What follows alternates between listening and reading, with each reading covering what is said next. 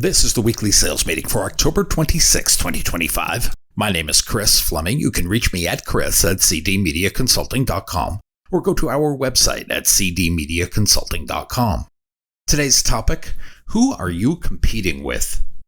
It's easy to fall into the trap of comparing yourself to others. You see someone land a big account, another person closes a deal in half the time, a competitor posts a flashy update on LinkedIn, and suddenly you start to wonder, am I doing enough? Am I good enough? Do I have what they have? But the truth is, those questions lead you away from what matters. The only competition that matters is the one staring back at you in the mirror.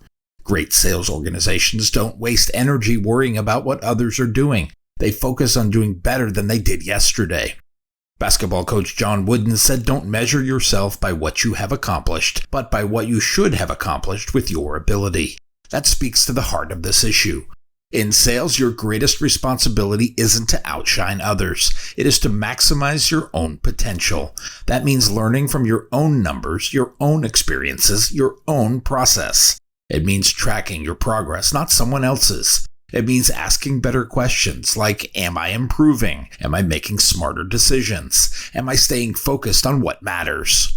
The danger of constant comparison is that it distorts your perspective. You only see part of someone else's story. You don't see the support behind their success, the timing of their opportunity, or the failures they're not posting online. Meanwhile, you know everything about your own path. You know the obstacles, the hard work, and the progress. When you compare your full journey to someone else's highlight reel, it's no wonder you feel behind. But that feeling is often based on fiction, not fact. It's a distraction, and in sales, distractions cost money. Studies show that people who compare themselves to others regularly are more likely to feel anxious, stressed, and dissatisfied with their own achievements. A study from the Journal of Behavioral and Experimental Economics found that salespeople who ranked themselves against peers were more likely to underperform over time. Why? Because they focus on the wrong metrics. They chase someone else's pace instead of setting their own. They let insecurity drive their decisions, and that rarely leads to consistent performance. In contrast, sellers who focused on personal improvement showed better results. They weren't distracted by what others had. They were too busy working on what they could control. They reviewed their calls. They refined their pitches. They asked for feedback and used it. They didn't need outside pressure to push harder. They had internal drive. And that drive is what separates average salespeople from great ones. As business thinker Peter Drucker said, what gets measured gets managed.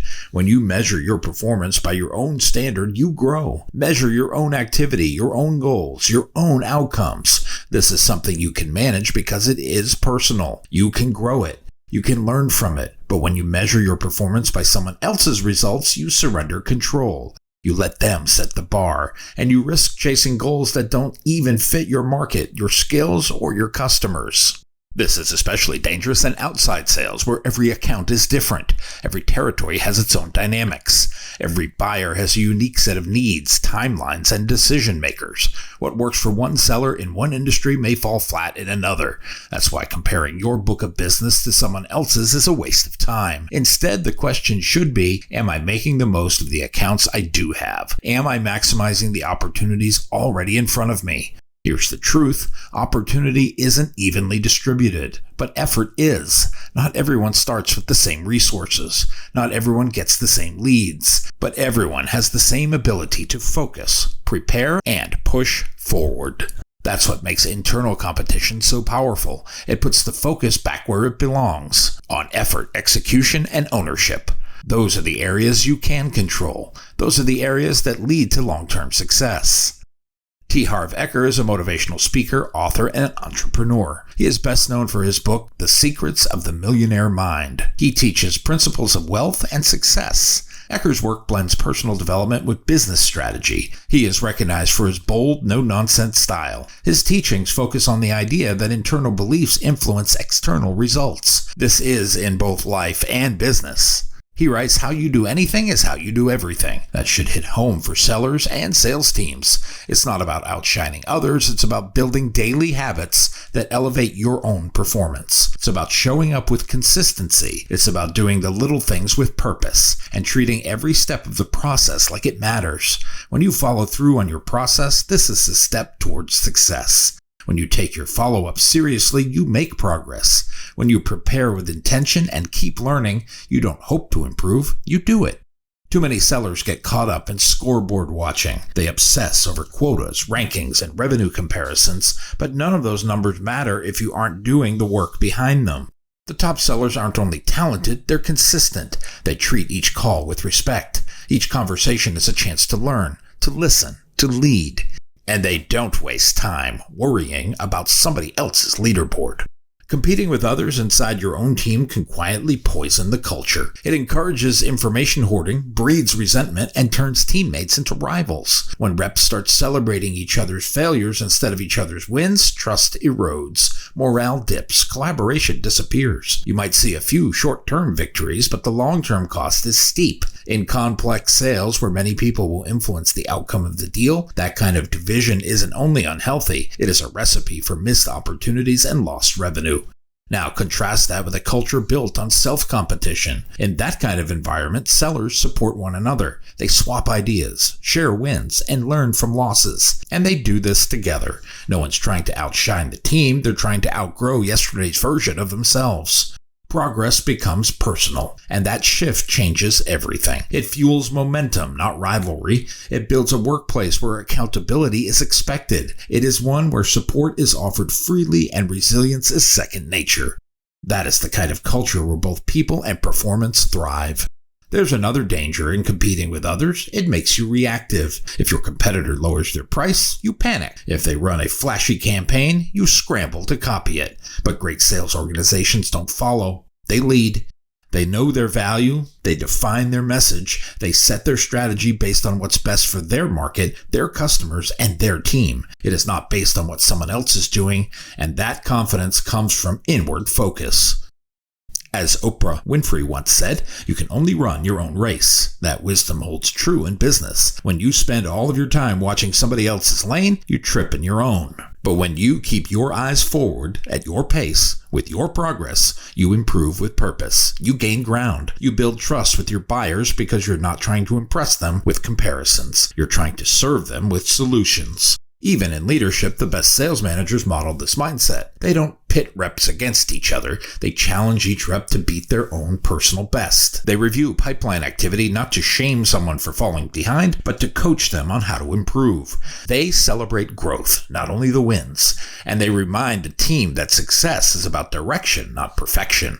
Research from the Harvard Business Review shows that sales teams that focus on learning goals instead of performance goals are more adaptable and more successful. Learning goals ask, what can I improve? Performance goals ask, how do I beat them? And in a changing market, the seller who learns faster wins more. The seller who competes only against others may never learn anything at all.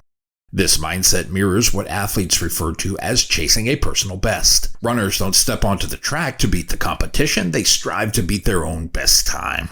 Swimmers aren't obsessed with the swimmer in the next lane, they're focused on shaving off a fraction of a second. The sales profession works the same way. If you book 5 meetings this week, push for 6 next week. If your close rate is 25%, aim for 30%. Growth comes from beating yourself. It does not come from mimicking someone else. There is a powerful freedom in adopting this mindset. When you stop competing with others, you start challenging your own complacency. You stop obsessing over how things look and start focusing on what actually works. You stop trying to be flawless and start striving to get better. That shift from image to impact, from perfection to progress, transforms everything. Your confidence grows. Your conversations become sharper. Your close rates improve because when you're driven by growth, not comparison, every effort moves you forward.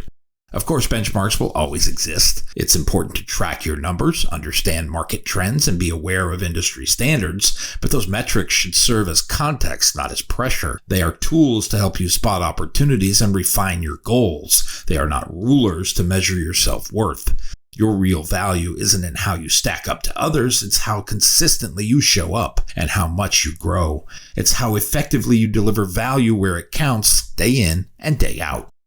Sales is hard enough without the weight of unnecessary comparison. The job already comes with pressure. It already demands resilience, creativity, and grit. So why add the burden of chasing someone else's path? You have your own path, your own challenges, your own story, and your job is to make that story as strong, honest, and impactful as possible. As Theodore Roosevelt put it, comparison is the thief of joy. In sales, it's also the thief of focus, clarity, and performance. If you want to succeed, look inward. Ask better questions, build better habits, track your own progress, and define your own version of success. Because in the end, your biggest competitor isn't the seller in the next office. It's the excuses in your head. It's the distractions on your screen. It's the temptation to coast instead of improve. Beat that, and you'll win far more than a trophy or quota. You'll win your buyer's trust. You will win your own confidence, and you will build a career that's built to last. And it's not because you copied someone else's path, it's because you committed to your own. That's what great sellers do. They focus on what they can control. They embrace the process. They chase their potential, not someone else's shadow. And slowly but surely, they get better. They grow stronger. They move closer to mastery, not by outpacing others, but by outgrowing themselves. Day after day, call after call, quarter after quarter. Because in this business, the grass isn't greener on the other side. It's greener where you water it. My new book, Double Your Revenue, is now available on Amazon.com. If you like what you have heard here today, please consider ordering a copy or two. You can always send one to a friend. Go to cdmediaconsulting.com right now and follow the instructions to order.